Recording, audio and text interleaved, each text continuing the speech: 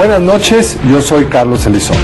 Buenas noches, soy Federico Reyes Heroles y el día de hoy tenemos a un servidor público que ha estado básicamente en el sector financiero, que ha hecho su carrera en varias instituciones, tanto públicas como privadas, y que ahora tiene frente a sí el reto de llevar adelante la industria sin chimeneas de nuestro país, que como usted sabe es ya una de las fuentes de ingresos más importantes de México. En sus primeras declaraciones, Enrique de la Madrid, Enrique, buenas noches. Federico, ¿cómo estás? Qué gusto tenerte por acá. Enrique de la Madrid dijo algo que me pareció muy interesante. Hay dos vertientes que no se han explotado en el turismo nacional. La primera, el turismo médico, y la segunda, los pensionados, teniendo, digamos, un clima que sería propicio para que hubiera este tipo de actividades. A mí me encantaría si pudieras desarrollar esto, porque hemos escuchado mucho del otro-turismo, ¿no? Sí, cómo no. Federico, buenas noches, Carlos.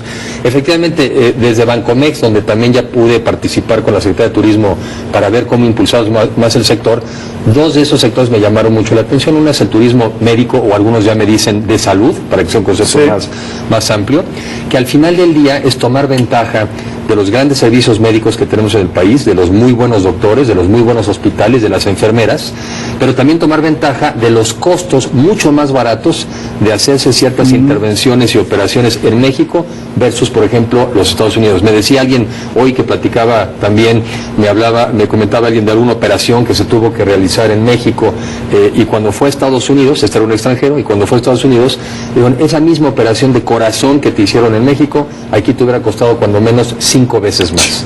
Entonces, hay una ventaja comparativa en términos de costos, tenemos una calidad similar, y ahora el reto es ver cuáles son esos temas en los que tenemos que trabajar para que sea una oferta mucho más creíble, más masiva. El sector se está desarrollando, y hay polos como, por ejemplo, Guadalajara, la Ciudad de México, Monterrey, en Los Cabos, donde ha venido trabajando y caminando, pero siempre me pregunto, y si le diéramos orden, si le diéramos consistencia, si le diéramos promoción, ¿cuánto más no podríamos estar haciendo en turismo de salud? Y el otro, efectivamente, perdón, es el de retiro, lo mismo, más de 1 millón de mexicanos disfrutando, yo digo, de nuestro clima, de nuestra calidez, de nuestra calidad, pero otra vez, un jubilado que vive en nuestro país andará gastando quizá una tercera parte de lo que tendría que gastar si se quedara en los Estados Unidos o Canadá. Me parece que son dos vertientes sobre las cuales hay que trabajar, y ahí también me voy a enfocar para tratar de hacer ahí una diferencia. Bueno, respecto al primero, había un reto que era que los servicios de seguridad pública de los principales países, pero en particular en Estados Unidos, pagaran intervenciones en México. ¿Eso ya se resolvió? No, y tienes razón, Carlos. Yo entiendo que en las intervenciones o pláticas que tuve al principio tiene que ver mucho con los temas, efectivamente, tanto de la seguridad pública como de los seguros privados. Pero creo que hay de entrada un mercado muy grande, cuando empecé a estudiar estos temas, de muchos norteamericanos que ni siquiera tienen seguros, que me parece que ese cuando menos debería ser un primer mercado a atender, porque ese no está asegurado y le saldría mucho más barato venir aquí. Y el otro es el que comentas, ¿cuál es la posición de las aseguradoras? Que yo pienso que para ellas también sería mucho más barato poder ofrecerle pólizas a los asegurados, en esto es en el sector privado, para hacer servicios o intervenciones en México. Y finalmente el servicio público. Ahora, a mí me llamó la atención porque esto ilumina, por decirlo de alguna manera, un patrimonio del cual hablamos muy poco. Normalmente aparecemos en las promocionales de turismo con pirámides, con playas, etcétera, pero por ejemplo, pues resulta que tenemos varias escuelas de medicina muy bien consolidadas, con niveles internacionales, y que, bueno, escuelas de las cuales están saliendo muchos de los egresados que en ocasiones se van a Estados Unidos a atender a los pacientes mexicanos. Entonces creo que esa es una enorme ventaja. Creo, sin embargo, que en el caso de este rubro habrá ciudades en donde habrá que hacer inversiones médicas por el tipo de clínicas, el tipo de hospitales, y eso te convierte también en un promotor. Sin duda, yo creo que aquí es buscar oportunidades de crecimiento. Un amigo común que tenemos, también Luis de la Calle, recuerdo que siempre usa el símil de preparar a más enfermeras para que vayan a atender a los norteamericanos que van a requerir de más servicios. Bueno, pues la otra es que mejor traigamos más norteamericanos para ocupar a las enfermeras bien preparadas que tengamos en nuestro país. Creo que es un área donde hay sinergias. Los Estados Unidos con capacidad de compra, con necesidades, y nosotros también con una infraestructura y una serie de ventajas, sobre todo económicas. Ahora, yendo un poco más al gran reto que tienes, que es el turismo en general. A mí una de las cosas que me parece más complicadas, si me tocaron como lo que está tocando ahora, es somos muy buenos para arrancar nuevos destinos, nuevos proyectos, pero somos malos para darle continuidad a lo que ya tenemos. Sí. Quizá el ejemplo extremo es Acapulco. Acapulco llegó a ser la joya del turismo de América, no solo de América Latina, y cada vez que una parte de Acapulco se echa a perder, corres un poco el sitio donde inviertes y ya estamos del otro lado de la montaña, ya hay problemas de seguridad. La Riviera Maya pues, está un poco desplazando a Cancún, y Cancún tiene algunas partes que está viniendo para abajo. ¿Cómo le hacemos para que no se desaproveche, para que las cosas sigan generando valor y esa inversión que tú vas a ciudades europeas, pues ese hotel que se abrió hace 200 años sigue generando un entorno de riqueza para quienes lo compraron, para quienes trabajan en él, etcétera? Creo que tenemos que pensar no solo en nuevos destinos, sino cómo hacer viables los viejos, que no se degraden ecológicamente, etcétera. Tienes toda la razón. Yo recuerdo que cuando escuché que el presidente le daba instrucciones en ese entonces a la Secretaría de Turismo, a Claudia Ruiz Massieu, recuerdo porque estuve en ese evento incluso sobre el lanzamiento del plan turístico, uno de los temas era primero consolidación de destinos. Esto es, primero preservemos, cuidemos, consolidemos los que tenemos, antes de estar pensando, como se ha hecho a veces en otras ocasiones, ir a abrir unos nuevos. También creo que es un tema de producto y de demanda, como en muchas otras cosas. Probablemente hubo destinos en los que en su momento pues estaban respondiendo a las necesidades del mercado de ese entonces, y probablemente a algunos de esos destinos les pasó dos cosas: o se abrieron otros y por lo mismo se volvieron muy atractivos y les compitieron, y quizá algunos de estos tampoco tuvieron la capacidad de transformarse para ser atractivos. Creo que en el caso específico de Acapulco, que creo que es de los que más nos preocupan, creo que exactamente hay estudios que ya tiene la Secretaría, yo me involucraré en estos días para conocerlos, pero es adecuar también la oferta a los gustos de los turistas nacionales y extranjeros de hoy en día. Obviamente hay temas que todos sabemos, como el de la seguridad, pero también qué anda buscando el turista hoy en día, qué es lo que le llama la atención decidir entre un destino u otro. En ese sentido creo que Cancún y la Riviera Maya lo ha hecho muy bien, y lo sigue haciendo muy bien, porque por ejemplo ves que recientemente en el mes de noviembre inauguraron por ejemplo un nuevo Cirque du Soleil, o acabo de estar yo en el lado de Bancomex organizando una convención internacional, fuimos a uno de los grandes hoteles, centro de convenciones extraordinario, y nos pasamos a este nuevo producto Xochimilco, que es una versión de Xochimilco allá. Estar generando nuevas ofertas, darle entretenimiento y nuevas opciones, combinarlo con la cultura. Creo que la enseñanza es: no hay ningún destino que permanentemente va a ser exitoso si no estamos al día de los nuevos gustos y preferencias de los turistas nacionales y extranjeros. Ahora, en ese sentido, yo creo que uno de los retos para el país es tratar de, diría yo, diversificar la oferta en algunos sitios. ¿A qué me refiero?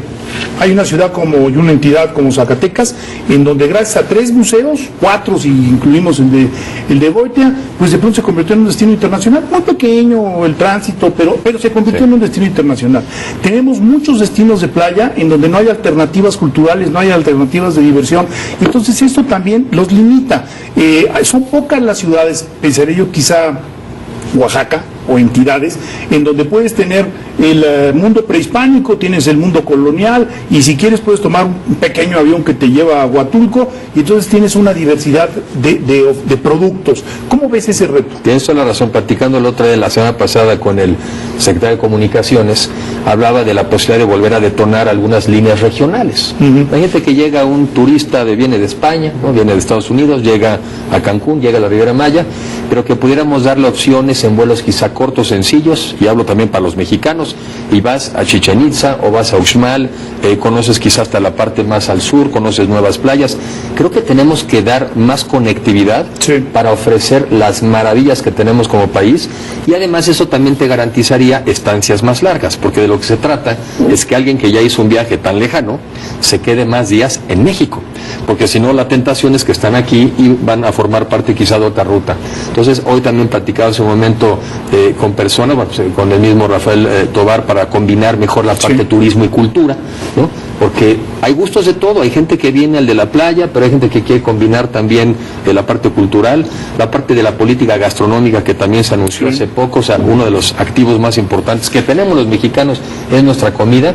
Sin duda hay que sacarle más cosas, hay que darle más opciones al turista, y sin duda conectividad, poder visitar más partes del país y sobre todo que se queden más días y que gasten más. ¿Cuáles van a ser, nos queda poco tiempo, tus 3 principales líneas de acción? Te quedan, digamos, 3 años en este puesto. Sí, yo pensaba, una es consolidar, y eso implica muchas cosas, pero consolidar al turismo como uno de los principales motores de crecimiento económico del país. Ya es un motor importante, ¿qué acciones tomar para consolidarlo?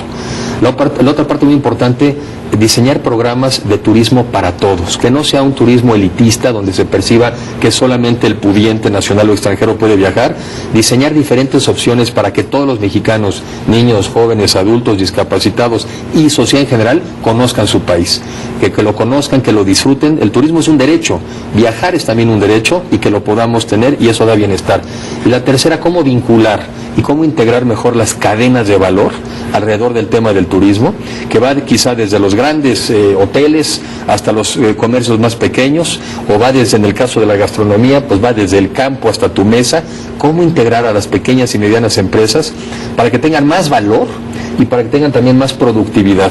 De acuerdo a algunos estudios, muchísimos mexicanos están enfocados, por ejemplo, en la parte del comercio, en la parte del alimento, pero la productividad de esos negocios es muy escasa.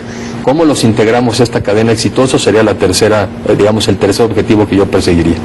Una última pregunta muy breve. Se supondría que con una devaluación del 26%, quizá un poco más, debería de haber un repunte sensible en el área de turismo. En las exportaciones no lo ha habido. ¿Lo ha habido en el turismo? Porque las otras monedas también se devaluaron. Bueno, pues el turismo, por lo menos en los últimos, las cifras oficiales que hay es que ha repuntado en el número de turistas del exterior cerca de un 20% en el último año. Y en este semestre post-devaluación, digamos que es un poco la pregunta. Y las cifras están creciendo más o menos al mismo ritmo, en términos, ahora me lo platicaban en la mañana, en términos para medirlo de una manera homogénea de los que llegan vía aérea, para quitar ahorita los que entran, digamos, por vehículo. Yo veo dos coyunturas favorables que creo que hay que aprovechar y por eso hay que consolidar. Un México con una moneda depreciada se vuelve más atractivo para el turista del exterior, pero también creo que una moneda depreciada nos encarece a los mexicanos a salir. Sí. Creo que es el momento de hacer ofertas domésticas interesantes en lugares que son comparables a los de cualquier parte del mundo. En este momento en donde para nosotros es más caro salir, visitemos y viajemos por México. Pues Enrique, muchísimas gracias. Sé que hay muchas cosas que quedan en el tintero, pero regresarás a contarnos qué también has logrado consolidar esto. Espero que así sea, Carlos. Muchas gracias por la invitación y Federico, muchas gracias. Gracias, Enrique, por estar aquí. Y gracias a ustedes por acompañarnos aquí en Primer Círculo. Buenas noches. Buenas noches, que descansen.